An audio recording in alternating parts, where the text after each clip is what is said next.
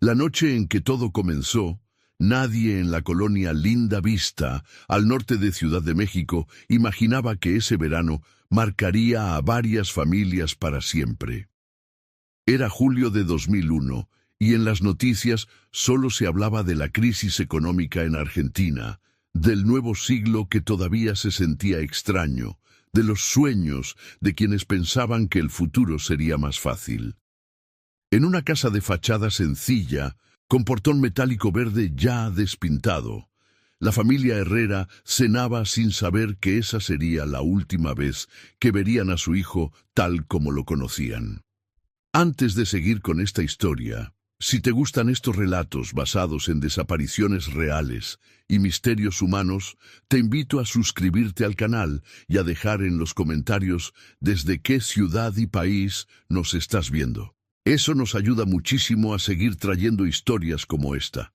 En esa casa vivía Carlos Herrera, de 19 años, su hermana menor, Mariana, de 16, y sus padres, Luis y Teresa. Carlos se había ganado, casi de milagro, una beca parcial para realizar un curso intensivo de diseño gráfico y fotografía documental en Quito, Ecuador. No era una licenciatura formal, pero para él significaba la primera vez que saldría del país, la primera vez que se sentiría alguien fuera del entorno desgastado de su barrio. Compartiría el viaje en autobús con otros 2 estudiantes mexicanos que apenas conocía: Daniel Ríos, de Guadalajara, y Julia Campos, de Puebla. Los 3 se habían contactado por correo electrónico semanas antes, coordinando horarios y puntos de encuentro. En la mesa el tema generaba una mezcla de orgullo y miedo. «Ya comiste muy poquito, Carlos», dijo Teresa mirándolo con ceño fruncido. «No vas a aguantar tantas horas de camino así». «Ma, voy a estar sentado. No voy a cargar bultos en la central», bromeó él, tratando de restarle peso a esa ansiedad que sentía en el estómago. «No te burles», intervino Luis, con voz cansada pero firme. «Tu mamá tiene razón, y quiero que me vuelvas a repetir qué vas a hacer llegando a Quito. Paso por paso». Carlos respiró hondo. Ya habían tenido esa conversación 3 veces ese día, pero sabía que sus padres no buscaban molestarlo, sino retener algo de control sobre una situación que los sobrepasaba. «Llego a la terminal de Carcelén. Allá me esperan del curso con un cartel. Ya hablé con la señora Elena, la coordinadora. Me lleva a la residencia estudiantil, comparto cuarto con Daniel y con otro chavo que viene de Perú. La beca ya está pagada, pa. Solo tengo que entregar los papeles que traigo en la carpeta azul». «¿Y el dinero?», preguntó Luis. «Lo llevo aquí», respondió Carlos, dando una palmada suave a la riñonera que tenía sobre las rodillas. «No lo voy a sacar hasta llegar». Mariana, que hasta entonces había estado mirando la televisión con medio oído en la plática, bajó el volumen. «No más no te vayas a hacer famoso y olvidarte de nosotros, ¿eh?», bromeó, pero los ojos se le humedecieron un poco. «¿Famoso yo?». Carlos sonrió. «Con que me alcance para comprarme una cámara usada, ya estoy del otro lado». Se levantaron temprano al día siguiente para acompañarlo a la terminal del norte. Afuera, el cielo amaneció plomizo, con esa luz sucia que augura lluvia. El pavimento aún guardaba charcos de la tormenta de la noche anterior, y el olor a gasolina y tamales recién hechos se mezclaba en el aire. En la central caminaban familias con mochilas, maletas con llantas chuecas, niños adormilados, comerciantes voceando tortas y café de olla. La imagen, tan típicamente mexicana, contrastaba con la idea del viaje internacional que, aunque fuera en autobús, sonaba a otro mundo. El autobús que tomaría Carlos formaba parte de una línea que hacía rutas largas desde México hacia Centro y Sudamérica. El trayecto sería pesado, varios días atravesando Chiapas, Guatemala, El Salvador, Honduras, Nicaragua, Costa Rica y finalmente Colombia, donde tomarían un vuelo interno a Quito, costeado parcialmente por el programa. Para abaratar costos, la organización del curso había reservado asientos para grupos de estudiantes de distintos países. En la sala de espera, Carlos por fin conoció en persona a Daniel y a Julia. ¿Carlos?, preguntó un muchacho alto, de piel morena clara y pelo rizado, con acento tapatío marcado. «Sí, Daniel». «El mismo». Se dieron la mano, con esa mezcla de timidez y emoción de quienes están a punto de compartir algo importante. «Y yo soy Julia», dijo una muchacha de lentes redondos, cabello recogido en una trenza larga y una mochila casi más grande que ella. Creí que iba a ser la única que no conocía a nadie. ¡Qué alivio! Se sentaron los tres juntos unos minutos antes de abordar. Teresa miraba a Julia como si encontrara en ella un consuelo. Al menos no iría solo, habría otra mexicana ahí, alguien con quien quizá podría contar si pasaba algo. «Cuídense mucho», les dijo, «y llámenos cuando lleguen, por favor». «Claro, señora», respondió Julia con una sonrisa amable. «Mis papás también están igual de nerviosos que ustedes, no se preocupen». Luis, más reservado, se acercó a Carlos. «Hijo, si algo no te late, si algo se siente raro allá, tú te regresas. El orgullo no te va a dar de comer». «Pa, voy a estar bien. Es una escuela, no un viaje a la guerra». Se abrazaron con fuerza. Cuando el autobús arrancó, Teresa rompió a llorar, sosteniendo del brazo a Luis.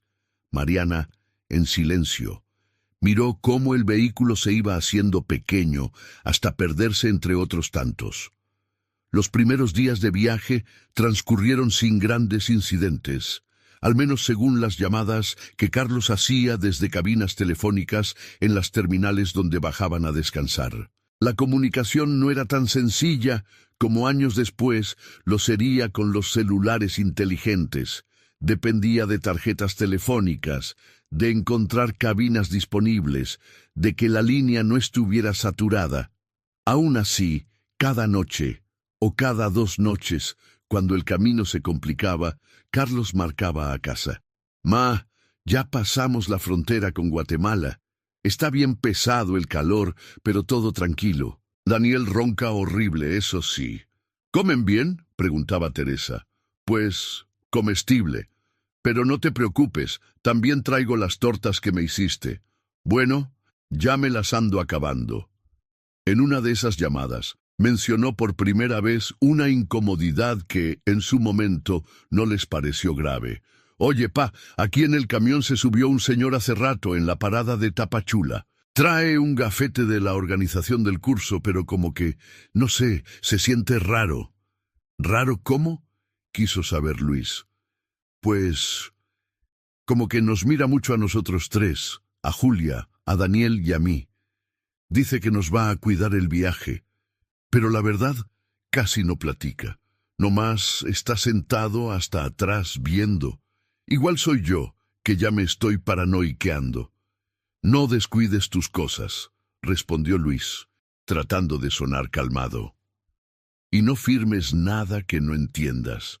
El señor del gafete, llamado según supieron después licenciado Romero, se presentó como una especie de enlace entre la organización del curso y los estudiantes mexicanos. Tenía unos 50 años, cabello engominado, camisa siempre bien planchada pese al calor, y un portafolios negro del que casi no se despegaba. Al principio, la presencia de un adulto aparentemente responsable les dio cierta tranquilidad. Sin embargo, varios detalles comenzaron a inquietarlos. En la parada de San Salvador, por ejemplo, cuando la mayoría de los pasajeros bajó a comer algo, él se quedó en el camión, observando por la ventana. Cuando Julia regresó antes que los demás, lo encontró revisando discretamente una de las mochilas de los estudiantes. Él, al verla, cerró de inmediato el cierre y sonrió.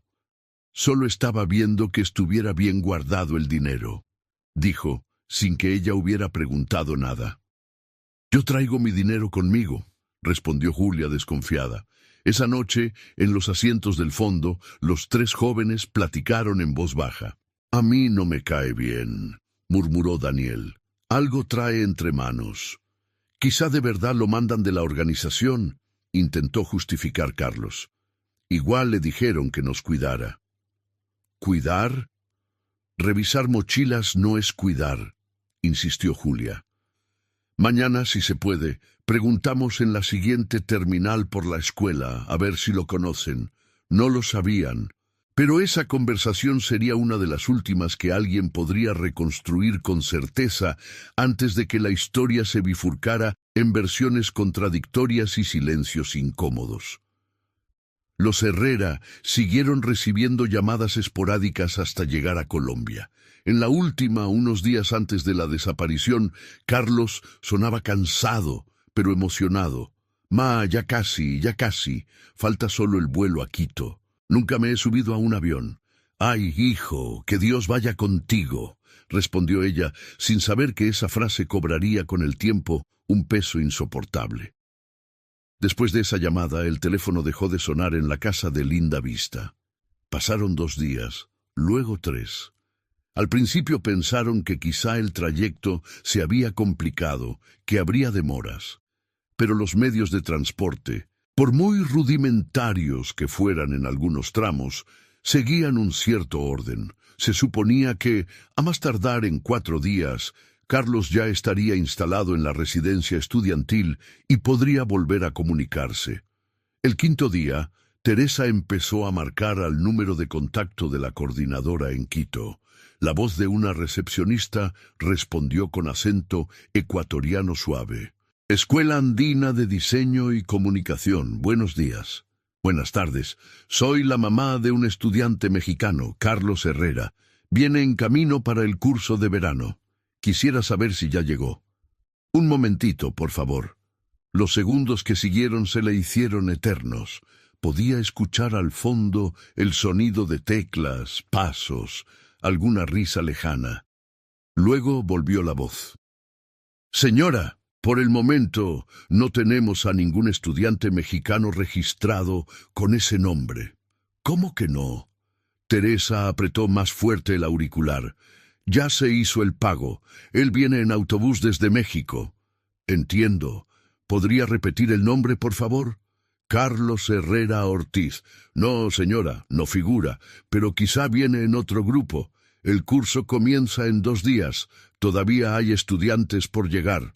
Luis, a su lado, le hizo señas para que preguntara por la beca. La beca sí aparece. Se llama igual, a nombre de mi hijo.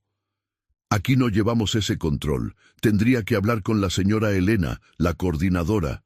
Déjeme su número y ella le devuelve la llamada. La llamada de Elena nunca llegó. A partir de ese momento comenzó un peregrinar que, como tantos en México, involucraría oficinas públicas indolentes, consulados rebasados y una red de familiares, haciendo lo que podían con lo que tenían.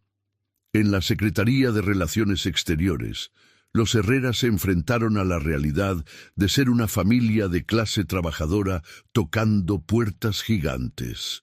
«Mire, señora», dijo un funcionario sin levantar demasiado la vista de los papeles. «Nosotros podemos emitir una alerta consular y comunicarnos con la embajada en Ecuador, pero el joven salió del país por vía terrestre, pasando varias fronteras. La competencia también involucra a otros países». «Mi hijo está desaparecido», insistió Teresa con la voz quebrada. «No ha llamado, no ha llegado a la escuela, nadie sabe dónde está. Por eso le digo, vamos a reportarlo. Pero estos procesos toman tiempo. Tiempo. Esa palabra se clavó en la mente de la familia como una burla. En paralelo, comenzaron a buscar a las otras familias. La de Daniel, en Guadalajara. La de Julia, en Puebla. Pronto se enteraron de que ellos tampoco habían llegado. 3 estudiantes mexicanos que se esfumaron en alguna parte del trayecto entre México y Ecuador. Las primeras notas en los periódicos locales apenas ocuparon un recuadro pequeño en las páginas interiores. 3 jóvenes mexicanos desaparecen camino a curso en Sudamérica. Con el paso de las semanas, el interés mediático creció un poco, impulsado más por el dolor insistente de las familias que por una vocación real de los reporteros. Programas matutinos los invitaron para contar su historia. Teresa y Luis se veían incómodos ante las cámaras, pero aceptaban, con la esperanza de que alguien, en algún lugar, reconociera a su hijo o aportara una pista. Lo que más les dolía, más incluso que la ausencia, era la sensación de fragmentación en la información. Cada autoridad parecía tener una parte del rompecabezas, pero nadie quería o podía armarlo. En Colombia, las autoridades aeroportuarias aseguraron que no existía ningún registro de boletos de avión a nombre de los estudiantes mexicanos hacia Quito en las fechas aproximadas. En Guatemala, la empresa de autobuses confirmó que los tres habían abordado en Ciudad de México y que se les había visto todavía en El Salvador. Después, los registros se volvían confusos, las listas de pasajeros incompletas, los testimonios vagos. Nadie hablaba del hombre del gafete. En una declaración posterior, un chofer mencionó que, a la altura de la frontera entre Honduras y Nicaragua, un grupo de pasajeros, incluyendo a 3 jóvenes mexicanos y un licenciado, de acento también mexicano, bajaron del autobús antes de llegar a la terminal principal, guiados por otro hombre que los esperaba en una camioneta blanca sin logotipos. De ahí en adelante, la ruta se perdía. Los consulados de México en Centroamérica intercambiaron oficios, abrieron carpetas, enviaron circulares. En la práctica, las familias sentían que todo seguía igual, sin respuestas. Años después, en 2004, cuando parecía que la historia se iba a convertir en una más de las tantas desapariciones que se diluyen en la memoria colectiva, una pista mínima encendió una nueva esperanza. Una mujer nicaragüense, de nombre Lidia, llamó a un programa de radio en la Ciudad de México donde se hablaba del caso. «Yo creo que vi a uno de esos muchachos», dijo con voz insegura. «Hace como 3 años, en una finca cerca de la frontera con Costa Rica. Trabajaban varios mexicanos ahí. Uno se llamaba Carlos, creo». La llamada se cortó antes de que pudieran obtener más detalles. El conductor del programa la invitó a comunicarse de nuevo, pero Lidia no volvió a marcar. Aún así, para Teresa, ese pequeño destello era suficiente para no rendirse. Empezó una nueva etapa de la búsqueda, apoyada ahora por organizaciones civiles que defendían los derechos de migrantes y víctimas de trata. Lo que pocos sabían entonces era que en algún lugar de Ecuador, años más tarde, un hombre que decía llamarse simplemente Juan, despertaría en la cama de un hospital público sin recordar quién era, de dónde venía ni por qué llevaba en la piel cicatrices que no podían explicarse solo por accidentes de trabajo. Tampoco sabría, al menos al principio, por qué cada vez que veía un autobús cruzar una carretera o escuchaba acentos mexicanos en la televisión, algo dentro de él se encogía, como si una mano invisible le apretara el pecho. La historia de cómo esos caminos se cruzaron de nuevo, después de tantos años, comenzaría una mañana cualquiera de 2016, cuando un video grabado con un celular subido a una red social recorrería grupos de Facebook de migrantes y activistas hasta llegar a los ojos de una mujer en la colonia Linda Vista que había aprendido a vivir mirando pantallas, esperando ver, entre millones de rostros anónimos, el de su hijo desaparecido en 2001. Era un hombre que repartía volantes en una esquina de Quito, con gorra deslavada y una chamarra que le quedaba grande. Miraba al piso casi todo el tiempo, pero en un momento volteaba a la cámara y sonreía, apenas un segundo.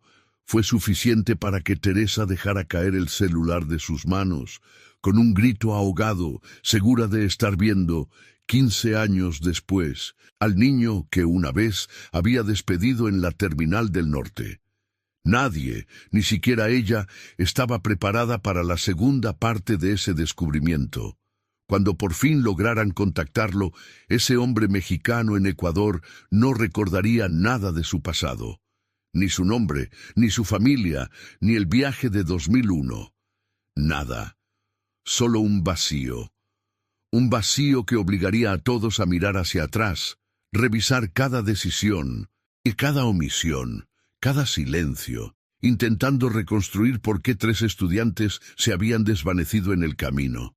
¿Y por qué solo uno había regresado, convertido en un extraño para sí mismo? La primera vez que alguien en Quito se acercó a Juan, con la intención de preguntarle por su pasado, fue una trabajadora social llamada Andrea Morales. Hacía años que lo veía rondar por la misma zona, la plaza del teatro, las calles adyacentes del centro histórico, a veces el mercado central. Siempre con una bolsa de plástico en la mano, a veces vendiendo dulces, otras repartiendo volantes de negocios distintos. Cambiaba de patrones con frecuencia, pero él seguía ahí como un elemento más del paisaje urbano. En Ecuador, como en México, la pobreza se esconde a plena vista. La gente, como Juan, se vuelve invisible entre el ruido de los vendedores, el olor a fritanga, los gritos de los choferes de buses urbanos. Andrea había aprendido, sin embargo, a mirar con más atención. Trabajaba para un pequeño programa municipal enfocado en personas en situación de calle, adicciones y salud mental. Una tarde de agosto de 2015, vio algo que la inquietó. Un grupo de jóvenes turistas mexicanos tomaba fotos en la plaza. Uno de ellos, con acento chilango marcado, bromeaba en voz alta. «No manchen, esto se parece un buen al centro de México, ¿ya vieron? Hasta parece que nos regresamos». Juan, que pasaba cerca ofreciendo caramelos, se detuvo un instante. Andrea, que estaba observando desde lejos, notó cómo se quedaba paralizado, apretando la bolsa con fuerza. El turista siguió hablando sin prestar atención. «A ver, güey, párate ahí, hazte para allá. No, más a la sombrita, órale». La palabra güey, tan cotidiana en México, pareció golpear algo dentro de Juan. Se llevó la mano a la sien, como si le doliera la cabeza, y retrocedió. Uno de los caramelos se cayó al piso. El turista, distraído, casi lo pisa. «¿Está bien, señor?», le preguntó fugazmente. «Sí, sí», respondió Juan con voz ronca. «Disculpe». Esa ligera reacción, ese temblor en la mano, esa mirada ausente que se prolongó unos segundos más de lo normal, quedó grabada en la mente de Andrea. No era la primera vez que lo veía tener ese tipo de episodios, pequeñas crisis, como si un recuerdo se asomara y se replegara de inmediato. Pero hasta ese momento no le había dado un significado concreto. Ahora, escuchando esos acentos mexicanos, una idea se formó lentamente en su cabeza. Días después, se acercó a él de manera más directa. «Hola, Juan», lo saludó, ofreciéndole un café en vaso de unicel. «¿Cómo estás hoy?» «Bien, señorita», respondió él sin alzar mucho la vista. «Gracias». Juan era de pocas palabras. Tenía unos 30 y tantos años, quizá más. Su cabello, que alguna vez debió ser negro y espeso, ahora estaba ralito y cubierto siempre por alguna gorra. Tenía la piel quemada por el sol, manos agrietadas, ojos oscuros con una tristeza antigua. «¿Te dolió la cabeza el otro día?», preguntó Andrea con tono casual. «¿Cuál día?» «El de los turistas mexicanos. Te vi como mareado». Él guardó silencio. Bebió un sorbo de café mirando una grieta en la pared cercana. «A veces me mareo, sí», admitió al cabo de un rato. «Como si me hubiera despertado rápido». «¿Te pasa solo cuando escuchas gente hablando así?», insistió ella. «¿Así cómo?». «Con ese acento. De México». La palabra México flotó en el aire entre los dos. Juan parpadeó varias veces. «No sé», murmuró, pero su voz tembló apenas perceptiblemente. «No me acuerdo». Andrea decidió arriesgarse un poco más.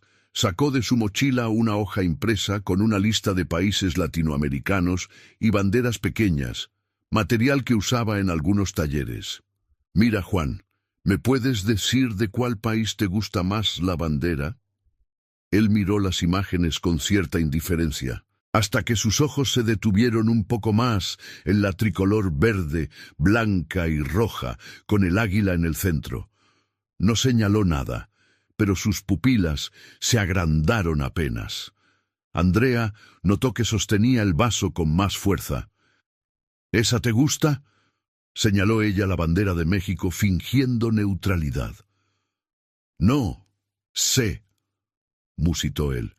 Me da como algo aquí. Se tocó el pecho. Como cuando uno escucha una canción conocida, pero no se acuerda de la letra. Andrea no insistió ese día. Sabía que la memoria es un terreno delicado, que hurgar sin cuidado puede causar más daño que ayuda. Sin embargo, a partir de ahí comenzó a documentar en su libreta de campo cada interacción con Juan. Describía su comportamiento, sus palabras, sus pequeñas reacciones ante estímulos concretos.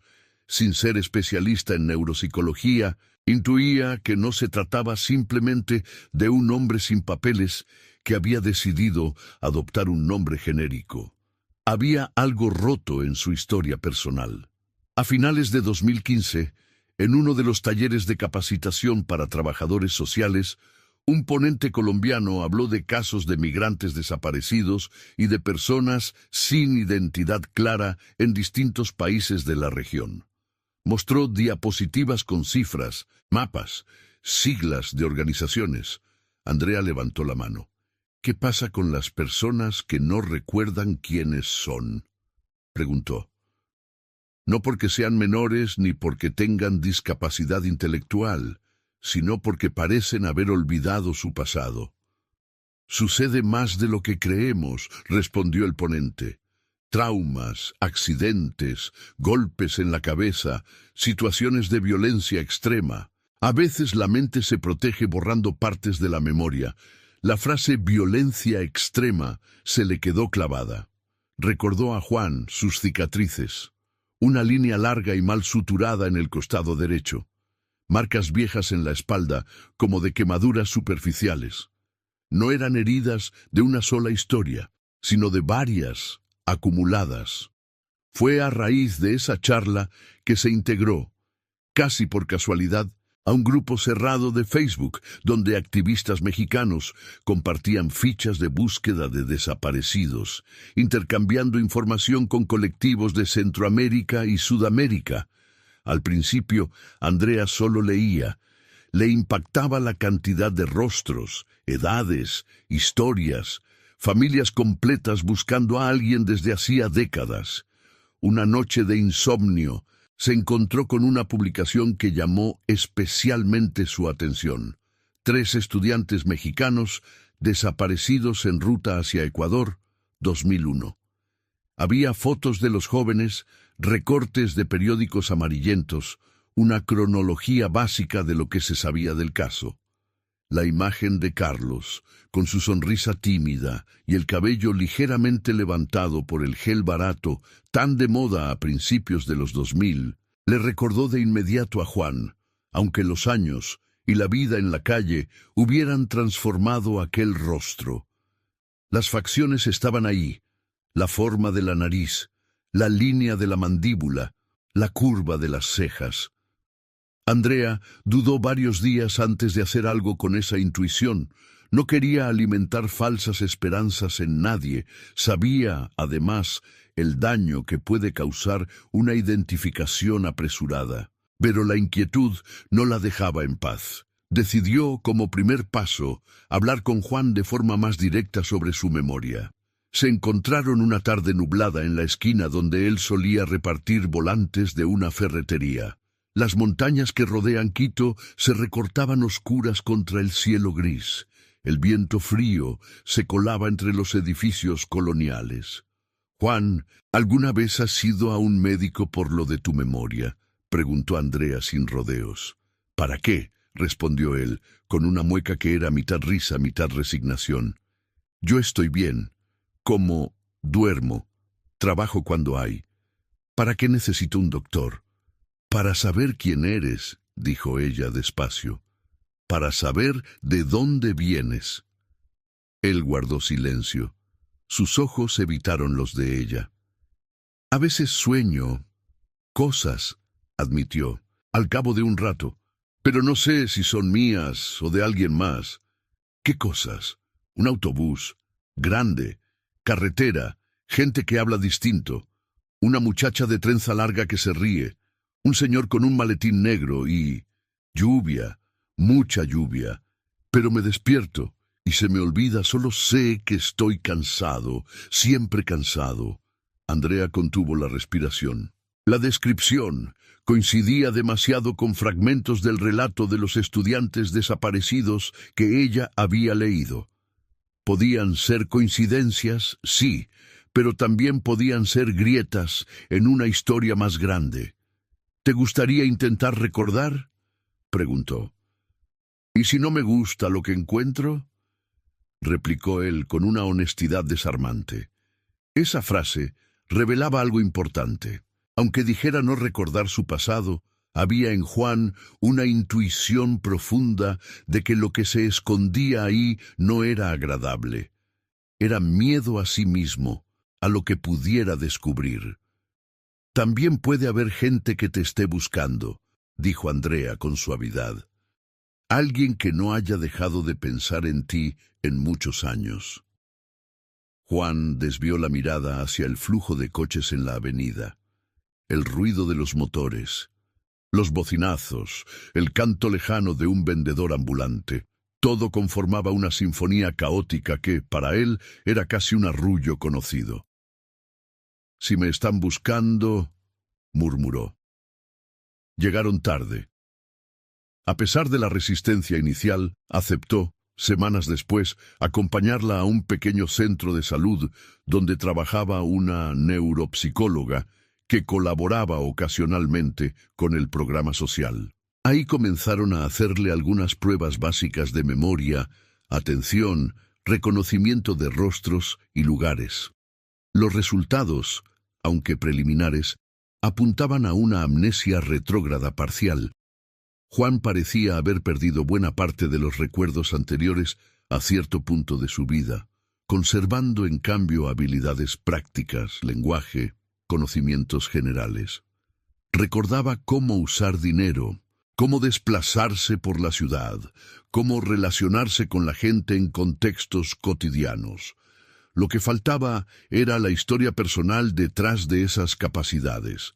Los médicos hablaron de posibles causas: un traumatismo cráneoencefálico grave, estrés postraumático severo, consumo prolongado de ciertas sustancias durante un periodo crítico. Juan, por su parte, se mostraba cada vez más inquieto conforme avanzaban las sesiones. «Siento como si me estuvieran quitando un escudo», le confesó a Andrea un día. «Como si me hubieran puesto una manta encima para que no viera algo feo. Y ahora la están levantando poquito a poquito». Mientras tanto, en la colonia Linda Vista, a miles de kilómetros, Teresa seguía con su vida atravesada por la ausencia. Había aprendido a no llorar todos los días, pero bastaba cualquier detalle: una canción vieja en la radio, un chico con mochila en el metro, un comercial de viajes, para que el dolor regresara con toda su fuerza. Luis, con los años, se había vuelto más silencioso. Trabajaba como chofer de una empresa de materiales de construcción. Mariana había estudiado trabajo social, claramente influenciada por la experiencia de su familia.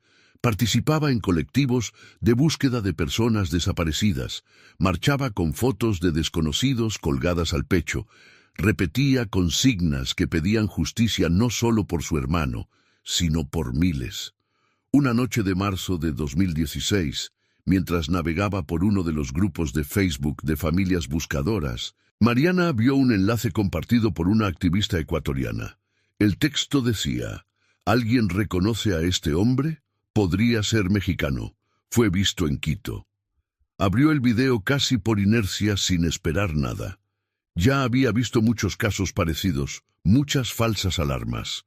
El video mostraba a un hombre repartiendo volantes. La imagen no era muy nítida, pero el rostro aparecía claro durante un segundo. El corazón de Mariana dio un vuelco, hizo una captura de pantalla, la amplió, la comparó con la foto de su hermano de 2001, que llevaba combinando píxel por píxel en su mente desde hacía años. Gritó llamando a su madre. Teresa tardó unos segundos en entender qué le estaba mostrando su hija. Cuando por fin enfocó la vista en la pantalla, sintió que las piernas le flaqueaban. «Es él», susurró. «Es Carlos. El hombre del video tenía arrugas que el adolescente de la foto no tenía, claro. Estaba más delgado, más curtido. Pero había algo en la forma de sonreír, en la inclinación ligera de la cabeza, que era inconfundible para una madre. Mariana, con las manos temblorosas, escribió de inmediato a la activista que había compartido el video. Le explicó la historia, mandó las fotos de su hermano, adjuntó recortes digitalizados de periódicos viejos. Pidió, casi rogando, cualquier dato que pudiera ayudar a localizar a ese hombre. La respuesta no tardó tanto como ellas temían. La activista, llamada Rosario, les contó que el video lo había enviado una trabajadora social de Quito, Andrea, quien sospechaba que el hombre podría ser mexicano y estaba intentando averiguar su identidad. Rosario se ofreció a ponerlas en contacto directo. En cuestión de días, se organizó una videollamada entre Andrea y la familia Herrera. No fue sencillo. La diferencia de horarios, la falta de un buen internet en la casa de Linda Vista, la torpeza de Luis con la tecnología. Pero finalmente, una tarde de sábado, las pantallas se encendieron. Andrea, sentada en una oficina pequeña con paredes blanco opaco, apareció al otro lado. Tenía el cabello recogido en una cola de caballo, ojeras marcadas, pero una mirada clara.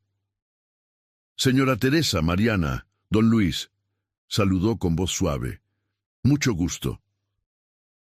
«El gusto es nuestro», respondió Teresa, aunque la voz se le quebraba. «Díganos, por favor, ¿es mi hijo?» Andrea respiró hondo. No quería dar falsas certezas, pero sabía que la familia necesitaba una respuesta, aunque fuera parcial. «Le voy a ser muy honesta, señora», dijo. «No puedo asegurarlo al 100% sin pruebas, pero las coincidencias son muchas.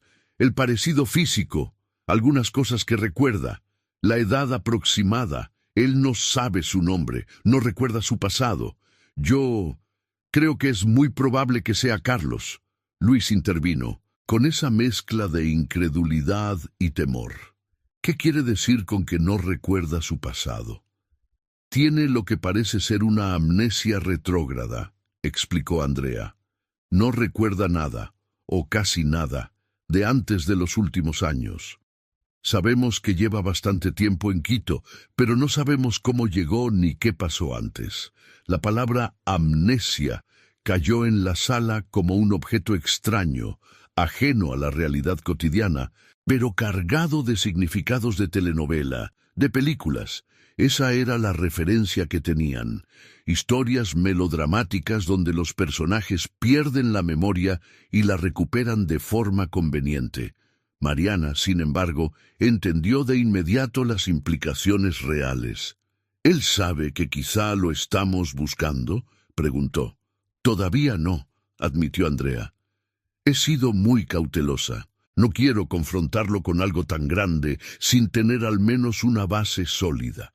Pero si ustedes lo autorizan, podemos organizar un encuentro, primero por videollamada quizá, y también podemos pedir apoyo para hacer una prueba de ADN a través de organizaciones de derechos humanos». El silencio que siguió fue denso. Teresa miró a Luis, a Mariana. Sabía que cualquier decisión que tomaran a partir de ahora podría cambiarles la vida, para bien o para mal. «Quiero verlo», dijo al fin. «Así sea por una pantalla. Quiero verlo». Andrea asintió, aunque sabía que convencer a Juan no sería sencillo. Él desconfiaba de la mayoría de las instituciones, de los trámites, de cualquier cosa que implicara oficiales, formularios, oficinas. Había aprendido a sobrevivir al margen, sin llamar demasiado la atención. Durante varios días intentó abordar el tema con cuidado. «Juan, ¿has pensado en la posibilidad de que haya gente buscándote?», preguntó en una de sus charlas en la plaza. «Ya le dije, señorita», respondió él con una mezcla de paciencia y cansancio. «No me acuerdo». «No hace falta que te acuerdes», replicó ella. «Basta con que estés dispuesto a averiguarlo». Al final, lo convenció con un argumento que le pareció menos amenazador. «Mira, hay gente en México que cree que podría ser un familiar perdido. No te están pidiendo nada, solo verte. Si no eres tú, se acabó. Y si sí eres, bueno, ya veremos». Juan accedió a regañadientes, más por el afecto y la confianza que había desarrollado hacia Andrea que por una curiosidad propia. La idea de que alguien lo reclamara como suyo le resultaba tan ajena como atractiva. El día acordado, se sentó frente a una computadora vieja en la oficina de Andrea. Llevaba una camisa prestada, peinó su cabello lo mejor que pudo. Se sentía ridículo, pero no lo decía. En la colonia Linda Vista, la familia Herrera se agolpaba alrededor de otra pantalla. El internet fallaba de vez en cuando, congelando las imágenes en posiciones extrañas. Por fin, la llamada se conectó. Lo primero que vio Teresa fue una silueta borrosa que poco a poco se volvió nítida. Un hombre delgado, con gorra, barba de varios días, ojos cansados. Lo miró apenas un segundo y rompió en llanto. «Carlos», susurró. «Hijo». Juan escuchó esa palabra, hijo, y sintió un escalofrío. Miró a las personas del otro lado de la pantalla. Una mujer mayor, un hombre de su edad aproximada, una joven que podría ser su hermana. Algo en su pecho se apretó con violencia. «Yo», balbuceó, «me llamo Juan». La frase, pronunciada casi como una defensa, flotó en el aire. Teresa, entre lágrimas, negó con la cabeza. «Te llamas Carlos», dijo, con una certeza que no admitía discusión. «Carlos Herrera Ortiz. Naciste el 15 de marzo de 1982, aquí, en Ciudad de México. Te gusta el fútbol, le ibas al Cruz Azul, siempre te enojabas cuando perdían. Tenías una amiga que se llamaba Lucero y se reían de todo. Te mandé al curso de diseño a Quito en julio de 2001 y no volviste». Cada detalle caía sobre Juan como un golpe suave pero insistente. No recordaba nada de eso, pero su cuerpo reaccionaba. Sus manos sudaban, la garganta se le cerraba, los ojos se le llenaban de lágrimas sin comprender por qué. «Yo no», trató de decir, «yo no me acuerdo». Mariana, que había mantenido la compostura hasta entonces, intervino. «Soy Mariana, tu hermana», dijo, mostrando una foto impresa frente a la cámara. Dos adolescentes abrazados, uno de ellos claramente el mismo Carlos, de la imagen de 2001, la otra una versión más joven de ella. «Aquí tenías 17 y yo 14. Me rompiste mi disco de Maná y no me pediste perdón hasta una semana después». Juan miró la foto. No era solo la cara del muchacho lo que le llamaba la atención, sino algo más sutil. La forma en que estaba parado, la manera en que inclinaba el hombro, la mismísima sonrisa que, a veces, todavía se escapaba en el espejo cuando se lavaba la cara. Un ruido blanco llenó su cabeza. Por un momento, el cuarto se le hizo pequeño, la voz de Andrea se volvió lejana. Vio o creyó ver un asiento de autobús, una ventana empañada por la lluvia, una trenza larga rebotando sobre la espalda de una muchacha que reía, un hombre con portafolio negro que los miraba desde el pasillo. «No», se llevó las manos a la frente. «Me duele». Andrea detuvo la llamada por un momento para que pudiera respirar. Los Herrera, al otro lado, esperaban angustiados, sin saber si habían ido demasiado lejos. En ese instante quedó claro que, más allá del parecido físico y de los detalles, la verdadera batalla acababa de empezar. la de reconstruir pedazo a pedazo qué había pasado en aquel viaje de 2001. ¿Por qué 3 estudiantes mexicanos se habían desvanecido en algún punto del mapa? ¿Y por qué, de los 3, solo uno parecía haber sobrevivido, pagando el precio de perder su propia historia? Nadie imaginaba entonces que la clave no estaría solo en la memoria fragmentada de Juan, sino también en un conjunto de documentos olvidados en una bodega de la empresa de autobuses, en los registros mal custodiados de una finca agrícola en Nicaragua, y en los silencios incómodos de ciertos funcionarios que, 15 años antes, habían preferido no ver demasiado de cerca lo que ocurría con algunos pasajeros especiales en las rutas que conectaban México con Sudamérica.